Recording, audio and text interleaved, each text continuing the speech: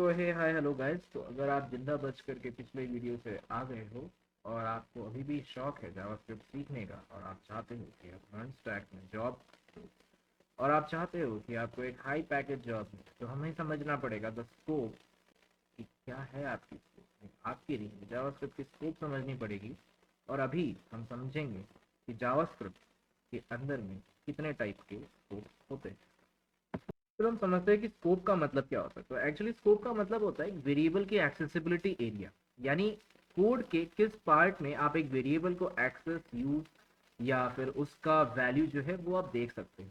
ठीक है, तो स्कोप डिफाइन करता है कि वेरिएबल को कहाँ डिक्लेयर किया गया है और उससे कोड के कौन से पार्ट तक आप एक्सेस कर सकते हो। अब जर्नली चाहे आप कोई भी प्रोग्रामिंग लैंग्वेज पढ़ते हो तो आप ये समझते हो कि हमारे पास दो टाइप के स्कोप होते हैं, एक कहलाता है ग्लोबल स्कोप और एक कहलाता है आपका फंक्शन स्कोप।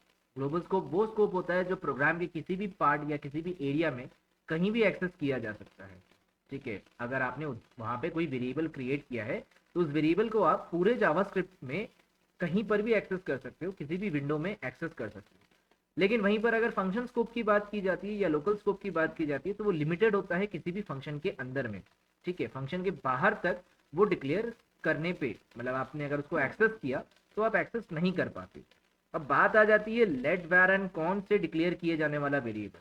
तो अगर वेरिएबल कभी भी लेट var कॉन्स्ट से डिक्लेयर होता है तो वो क्या बनता है, इसके लिए हमें 2015 का अपडेट यानी कि ब्लॉक स्कोप वेरिएबल के बारे में भी जानना होगा। 2015 में ब्लॉक स्कोप वेरिएबल इंट्रोड्यूस किया गया जो सिर्फ और सिर्फ ब्लॉक तक में ही वैल्यू को शो करवा सकता है। अगर ब्लॉक के बाहर में आपने उसको एक्सेस करने की कोशिश करी तो वो एक्सेस नहीं हो सकता। अब इनिशियल डेजेस में जो आपका ग्लोबल स्कोप है वही आपका फंक्शन स्कोप भी हुआ करता था। ठीक है, या फिर आप ये कह सकते हो कि आज के डेट में हमने यही कंसिडर कर लिया कि जो हमारा ग्लोबल स्कोप है वही फंक्शन स्कोप है। क्यों?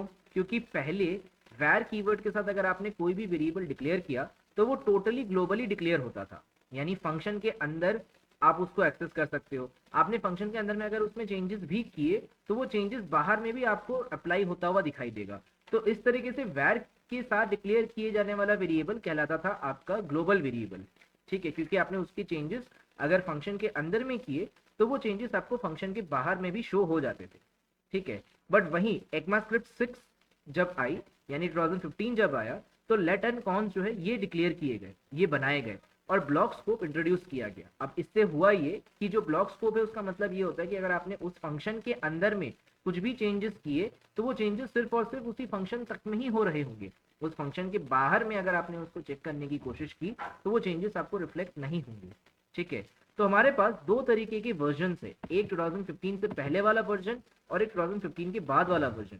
2015 के पहले वाले वर्जन में वैर अपने आप में एक कीवर्ड था और उस कीवर्ड से अगर आपने कोई भी वेरिएबल इंट्रोड्यूस करवाया, ठीक है, तो वो वेरिएबल अपने आप में टोटली ग्लोबली वेरिएबल कंसिडर किया जाता था, जो कभी भी कभी अनप्रिडिक्टेबल बिहेवियर शो करता था। क्योंकि हम चाहते हैं कि वो ब्लॉक तक में ही सीमित रहे, बट वो ब्लॉक तक में सीमित नहीं रहता था। अब ब्लॉक के बाहर में भी उसके चेंजेस अप्लाई हो जाते थे, जिस कारण से अनप्रिडिक्टेबल बिहेवियर जो है वो शो होते थे। बट वहीं पर लेट एंड कॉन्स्ट मार्केट में लाए गए 2015 में, जो कंप्लीटली ब्लॉक नेचर को शो करवाते हैं। ठीक है, अब क्यों 2015 में लेट एंड वैर इंट्रोड्यूस किया गया? ऑब्वियस बात है, सबसे पहली रीजन जो है इसकी वो है आपका नेम स्पेस पॉल्यूशन। ठीक है, अब नेम स्पेस पॉल्यूशन यही है कि अगर आपने किसी वेरिएबल को ग्लोबली डिक्लेयर किया वैर कीवर्ड के साथ, ठीक है, तो ऑब्वियस है कि वो तो ग्लोबल वेरिएबल है ही, बट स्टिल अगर आपने वैर कीवर्ड के साथ फंक्शन के अंदर में भी डिक्लेयर किया तो भी वो वेरिएबल अपने आप में ग्लोबल वेरिएबल कहलाएगा, क्योंकि उसमें वैर keyword internally global nature show करता है। ठीक है, यानी फंक्शन के बाहर पे भी अगर आपने उसको एक्सेस कर लिया, यानी कि आपने उसको निकाल लिया, तो भी आपको कंसोल लॉग करने पे उसकी वैल्यू में चेंजेस दिखाई देंगे। समझ में आया? थोड़ा सा हम इसको प्रैक्टिकली देखेंगे अभी। Next is hosting. होस्टिंग वो बिहेवियर है कि जब आपके पास कोई वेरिएबल एग्जिस्ट नहीं करता है, मतलब आपने उस वेरिएबल को डिक्लेयर नहीं किया, बट स्टिल आप उस वेरिएबल की वैल्यू को अगर आप प्रिंट कराओगे तो उस टाइम पे उसकी वैल्यू अब क्योंकि कुछ है नहीं, बट वो नल वैल्यू है, अब नल नहीं है, उसमें एक गार्बेज वैल्यू होगी, क्योंकि नल तो हो नहीं सकता, मेमोरी में कुछ भी गार्बेज पड़ा हुआ रहेगा। तो वो गार्बेज अगर आप शो करवाते हो तो that is an undefined value. तो वो अनडिफाइंड वैल्यू उस टाइम पे शो कर रहा होता है, बट लेटर ऑन आप उस वेरिएबल को क्या कर सकते हो, डिक्लेयर कर सकते हो। ठीक है, तो ये होस्टिंग की प्रॉब्लम्स भी कभी कभी बग्स क्रिएट करती है। तो वैर कीवर्ड अपने आप में होस्टिंग नेचर शो करता है। Next, block scope variable. अब क्योंकि वैर कीवर्ड अपने आप में वैर तो है नहीं, वो ग्लोबली है, ठीक है, तो नो ब्लॉक स्कोप वेरिएबल होने के कारण ये लॉजिकल एरर्स भी क्रिएट करता है। ठीक है, अब इस लॉजिकल एरर्स को फुलिफाइड किया गया आपके 2015 के अपडेट के बाद। तो हम अभी देखते हैं कि किस तरह से आप इसका यूज करके समझ सकते हो कि कैसे आपको अपडेट्स करने हैं। ठीक है, तो let's start with the practical part two understand कि हमें इस चीज़ों के चेंजेस को किस तरीके से अप्लाई करने हैं। ओके, तो देखो यहाँ पे, तो लेट्स स्टार्ट। देखो, अगर आपने यहाँ पर var a इक्वल्स टू 5 बनाया, आपने एक फंक्शन बनाया, ठीक है, आउटर फंक्शन, और इसके अंदर में अगर आप कंसोल लॉग करते हो a से, ठीक है, और आपने यहाँ पे फंक्शन को कॉल किया। अब लोगों का कहना ये है कि ये ग्लोबल वेरिएबल है तो अंदर चला जाएगा, तो ठीक है, मान लेते हैं ये ग्लोबल वेरिएबल है तो ये वैल्यू अंदर चली भी गई। ठीक है, बट अगर मैं इसको फंक्शन में लेट से अगर डिक्लेयर करता तो ये तब भी अंदर जाएगा। ठीक है, तो ये तब भी अंदर जा रहा है, देखो ये तब भी अंदर जाएगा। इवन अगर आपने इसको कॉन्स्ट से भी डिक्लेयर किया तो भी अंदर जाएगा। तो नेवर से कि वैर से डिक्लेयर किए जाने वाला वेरिएबल ग्लोबल वेरिएबल होता है, उसको फंक्शन वेरिएबल बोलो। कैसे, ये हम अभी समझते हैं कि जैसे आपने यहाँ पर कॉन्स्ट ए लिखा और यहाँ पर आपने एक ब्लॉक बनाया, इस ब्लॉक के अंदर आपने लिखा कॉन्स्ट ए इक्वल्स टू 5। ठीक है, ब्लॉक के बाहर में, नॉट कॉन्स्ट, मैंने यहाँ पे लिखा वैर ए इक्वल्स टू 5 और फिर मैंने यहाँ पर वैर ए इक्वल्स टू 15 कर दिया। ठीक है, वैर ए इक्वल्स टू 15 कर दिया और फिर मैंने यहाँ पर कंसोल लॉग किया ए की वैल्यू तो 15 कर दिया। अब होना तो ये चाहिए कि वैर इस ब्लॉक तक में वही वैल्यू देना चाहिए, ब्लॉक के बाहर में वैल्यू चेंज हो जानी चाहिए, बट ये वैल्यू अपडेट हो जाएगी और 15 आपको दोनों जगह शो होगा, अंदर में भी और बाहर में भी। तो दिस रीजन इसको कहा जाता है आपका ग्लोबल वेरिएबल, या फिर आप इसको कह सकते हो फंक्शन वेरिएबल। वो इसीलिए क्योंकि ये सिर्फ और सिर्फ वहीं तक ही रहेगा। अगर आपने नीचे इस वैल्यू को प्रिंट करने की कोशिश की तो ये आपको नहीं दिखाएगा, A is not defined. So that's why this A is called as global. इस ए को यहाँ पर ग्लोबल कहा जाएगा, बट इस ए को ही दूसरा नाम दिया जाएगा function. It's a function scope. तो इसीलिए वैर कीवर्ड से डिक्लेयर किए जाने वाला वेरिएबल ग्लोबल वेरिएबल होता है और फंक्शन वेरिएबल होता है, दोनों में से कोई एक। But never say global variable होता है, क्योंकि ग्लोबल वेरिएबल वाला नेचर तो अभी थोड़ी देर पहले लेट और कॉन्स्ट भी शो कर रहे थे, क्योंकि आपने इसको जीईसी में डिक्लेयर किया था। जीईसी मतलब आउटर स्पेस। ठीक है, और उसको आप एक्सेस कर पा रहे थे फंक्शन के अंदर में भी। तो नेवर से कि एक वेरिएबल जो है वो आपका हमेशा क्या होगा, ग्लोबल ही डिक्लेयर्ड होगा अगर वो वैर से डिक्लेयर होता है। ठीक है, उसको आप ऐसे कहिए कि वो कैसा वेरिएबल है, वो एक फंक्शन स्कोप वेरिएबल है। ठीक है, अब दूसरी चीज देखते हैं। दूसरा है कि अगर आपने यहाँ पर इसको वैल से डिक्लेयर किया लेकिन इसको वैल ना करके इसको अगर आपने लेट कर दिया, तो क्योंकि ये ब्लॉक स्कोप है तो आपको ब्लॉक स्कोप होने के कारण इसकी वैल्यू जो है 15 अंदर में दिखाई देगी, 15 अंदर में दिखाई देगी, बाहर में इसकी वैल्यू 5। और ग्लोबल एग्जीक्यूशन कॉन्टेक्स्ट में ए की वैल्यू कुछ है नहीं, तो आपको यहाँ पे एरर दिखाई देगा कि reference error A is not defined. But अगर आपने यहाँ पर मान लेते हैं कि लेट ए इक्वल्स टू 10 लिखा हुआ है, तो ग्लोबल एग्जीक्यूशन कॉन्टेक्स्ट आपको ए की वैल्यू 10 दे रहा होगा। तो this 10 is global variable made up of let. ठीक है, this 5 is our local variable and this 15 is our block scope variable 15। ये ब्लॉक के अंदर में 15 है। समझ में आया? ठीक है, नेक्स्ट चीज हम देखते हैं। अब नेक्स्ट जो हम यहाँ पर सीखने वाले होंगे वो ये है कि अगर आपने कॉन्स्ट से बनाया तो कॉन्स्ट से डिक्लेयर किए जाने वाला वेरिएबल हमेशा इम्यूटेबल वेरिएबल होगा। इम्यूटेबल का मतलब ये है कि कॉन्स्ट ए इक्वल्स टू 10 अगर आपने किया और अगर आपने कॉन्स्ट ए इक्वल्स टू 20 कर दिया तो ये अलाउड नहीं है। ठीक है, तो कौन से डिक्लेयर किया जाने वाला वेरिएबल हमेशा क्या होगा, इम्यूटेबल। बट अगर आपने लेट से बनाया है तो लेट आपको रीअसाइनमेंट शो करता है। तो आपने लिखा लेट आई इक्वल्स टू 10 और उसके बाद अगर आपने आई इक्वल्स टू 11 कर दिया तो ये अलाउड है। ये अलाउड इसीलिए है क्योंकि यहाँ पर इंटरनल टाइप कास्टिंग होती है। इंटरनल टाइप कास्टिंग का मतलब है कि आई की वैल्यू इनिशियली तो 10 थी, बट आपने आई को वैर आई बना दिया। ठीक है, आई आपका वैर आई बन चुका है और वैर आई बन के वो 11 बना है। This is called as internal type casting. ठीक है, तो हमने सीखा कि बेसिकली इंटरनल टाइप कास्टिंग भी इसके अंदर में होती है।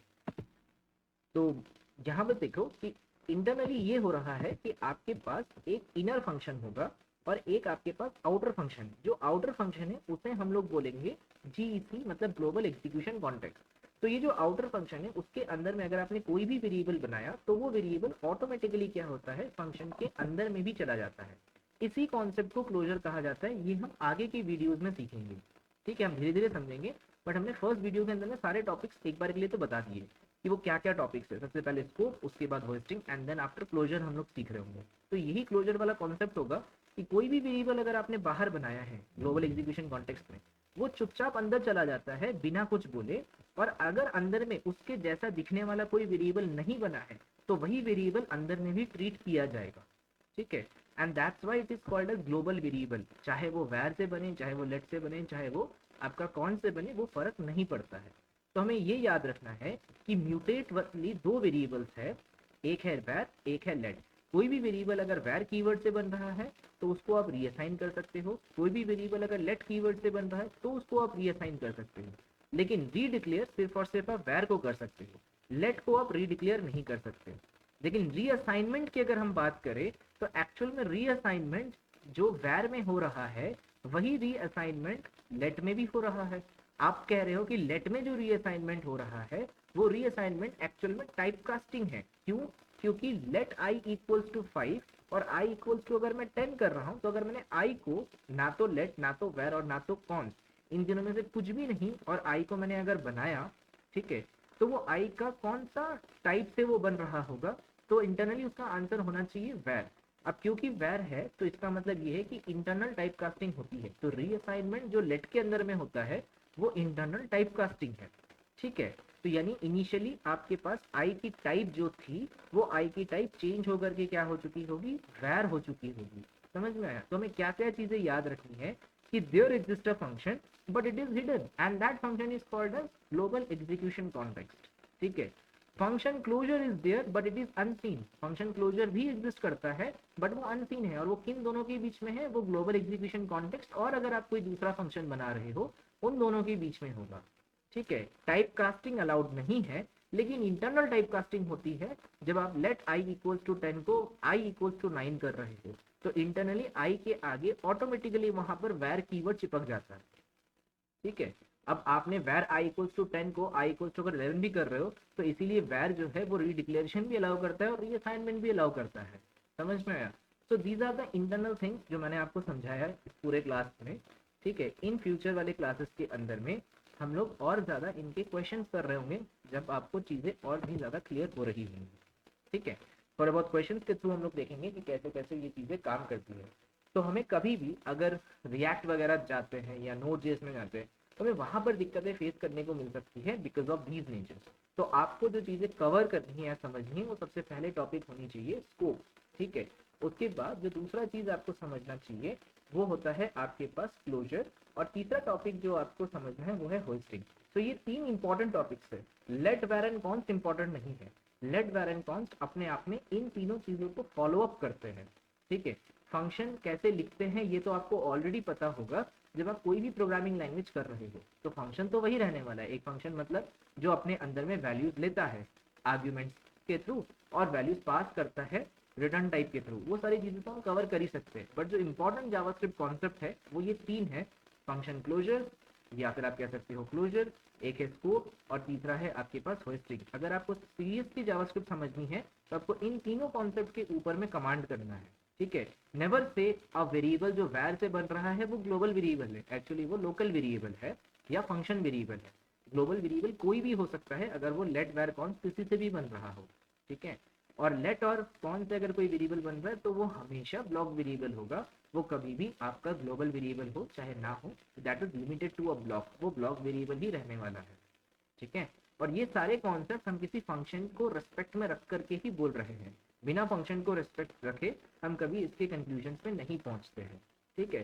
तो आई होप कि पहले वाले वीडियो से जब आप सेकेंड वाला वीडियो देख रहे हो तो थोड़ा सा लाइटनेस या थोड़ी सी चीजें समझ में आ रही होगी, ठीक है। तो हम नेक्स्ट वीडियो में हम दोबारा मिल रहे होंगे और उस नेक्स्ट वीडियो में हम ये समझ रहे होंगे कि क्लोजर क्या है, ठीक है, और ये क्लोजर के कॉन्सेप्ट कहाँ अप्लाई होते हैं और ये क्लोजर होती क्या चीज़ है, इसके बारे में हम आगे आने वाले वीडियोस में सीखेंगे। तब तक आप इंस्टाग्राम चलाओ, रील्स देखो, ठीक है, और बाकी यूट्यूबर्स पे फॉलो अप करो, ठीक है। Till then have a nice day, और कुछ क्वेश्चंस के साथ हम फिर मिल रहे होंगे in the upcoming videos. Okay, thank you very much for your time, enjoy.